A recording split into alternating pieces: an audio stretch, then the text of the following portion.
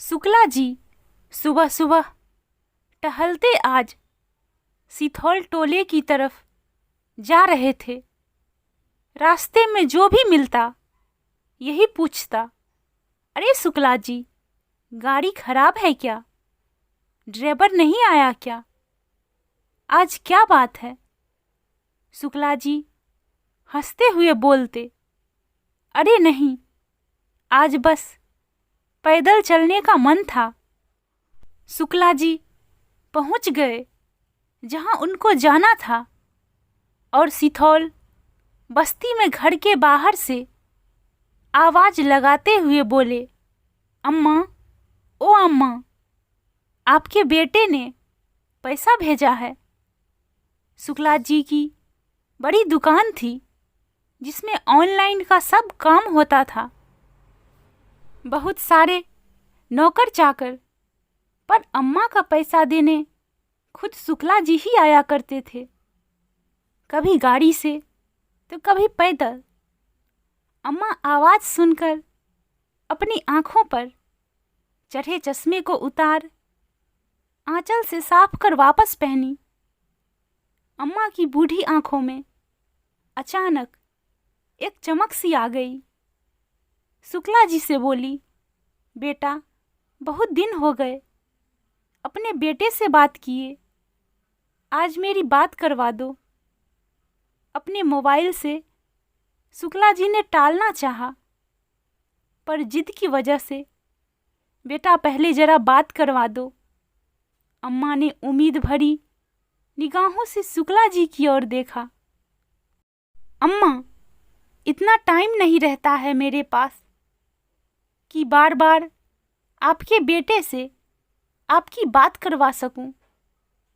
शुक्ला जी ने अम्मा को अपनी जल्दबाजी बताना चाहा, लेकिन अम्मा उससे चिरौड़ी विनती करने लगी, बेटा, बस थोड़ी देर ही तो बात है, एक बार करवा दो।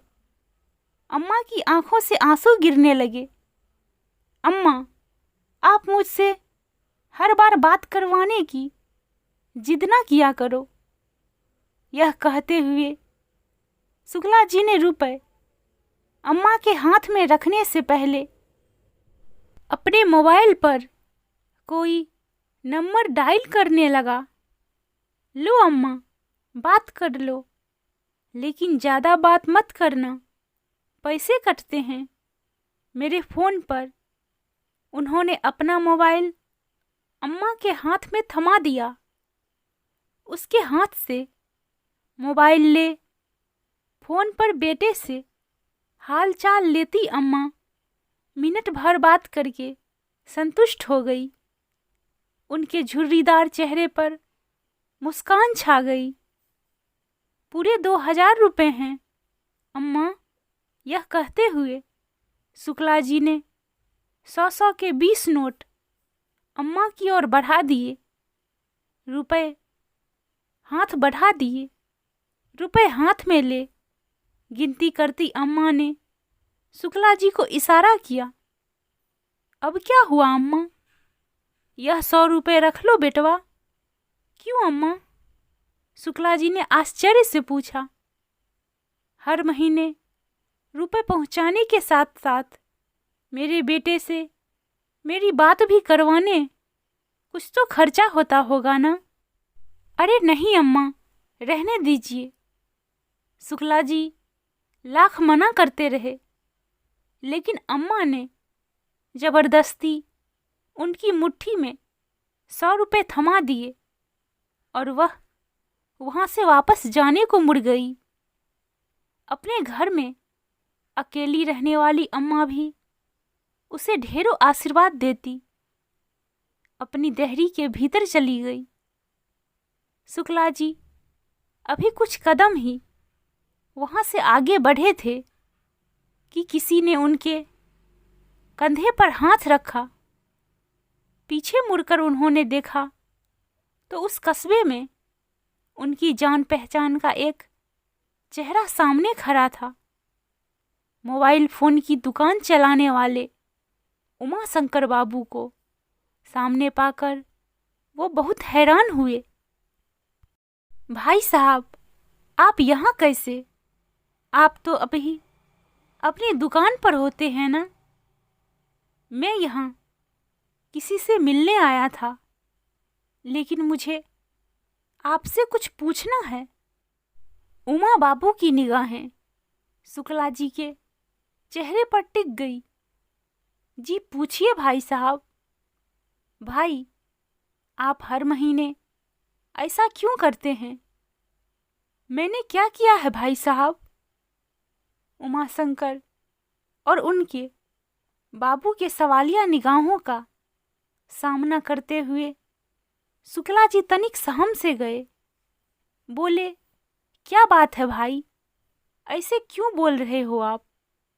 हर महीने आप इस अम्मा को भी अपनी जेब से रुपए भी देते हैं और मुझे फोन पर इनसे इनका बेटा बनकर बात करने के लिए भी रुपए देते हैं।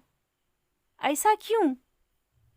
बाबू के सवाल सुनकर शुक्ला जी थोड़ी देर के लिए सक पका गए, मानो अचानक उनका कोई बहुत बड़ा झूठ पकड़ा गया हो।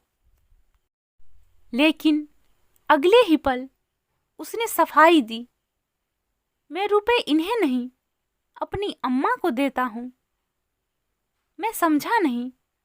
शुक्ला जी की बात सुनकर उमा बाबू जरा हैरान हुए, लेकिन शुक्ला जी आगे बताने लगे, इनका बेटा कहीं बाहर कमाने गया था और हर महीने अपनी अम्मा के लिए 2000 रुपए भेजता था।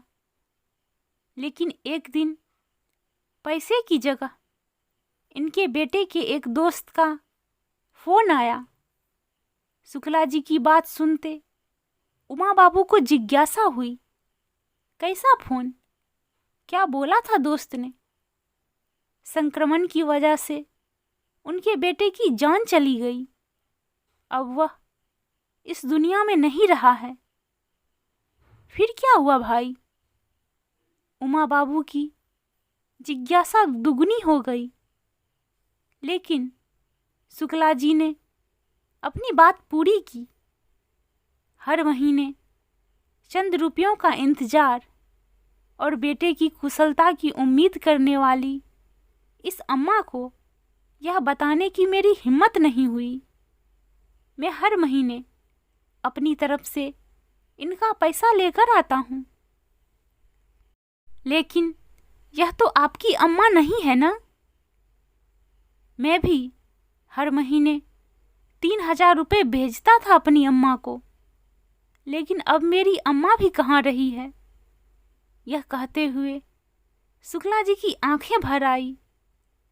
हर महीने शुक्ला जी से रुपए लेकर अम्मा से उनका बेटा बनकर बात करने वाले उमा बाबू आज शुक्ला जी के एक अजनबी अम्मा के प्रति आत्मिक स्नेह देख निशब्द रह गए और बोले, भाई साहब, आज से इस अम्मा के एक नहीं 2 बेटे हैं।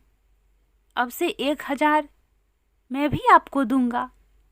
आप उसी लिफाफे में भरकर अम्मा को दे दिया करिएगा। और हाँ भाई साहब, अब से मैं अम्मा का बेटा बनकर बात करने का जो पैसा लेता था नहीं लूँगा। वो आज से अम्मा के 2 बेटे मिलकर ख्याल रखेंगे। दोनों आपस में यही बोलते हुए चले जा रहे थे। दोस्तों, कहानी पसंद आए तो please subscribe, share and like.